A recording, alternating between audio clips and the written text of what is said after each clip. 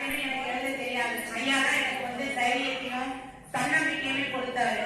நீ எழுதுமா, உன்னால முடியும், நீ எழுதி அது நான் எனக்கு தனிப்பட்ட முறையில நீ அனுப்பு, நான் அதை உனக்கு திருப்பி நான் உனக்கு கரெக்ட் பண்ணி எப்படி செய்யணும் அப்படின்னு சொன்னாரு. அதன் மூலமா தான் அவர் மூலமா தான் இப்போ எனக்கு ஒரு மேடையில வந்து பேசக்கூடிய ஒரு தைரியத்தையும் தன்னம்பிக்கையும் கொடுத்தவர் யார் என்றால் நம்ம தமிழ் மாமணி திரு நீலகண்ட தமிழ் ஐயா அவர்கள் தான். அவர்களுக்கு முதல்ல வணக்கத்தையும் நன்றியையும் தெரிவித்துக் கொள்கின்றேன்.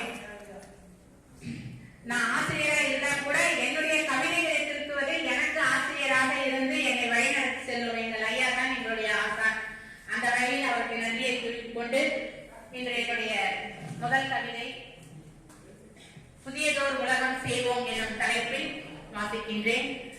நாட்டில் அநியாயங்கள் அக்கிரமங்கள் தலைவிரித்தாட, பசி பட்டினி பஞ்சம் கோலோச்சி விளங்கிட, எங்கும் ஊழல் எதிலும் ஊழல் என்றிட, கொலை கொள்ளை கற்பழிப்பு சொல்ல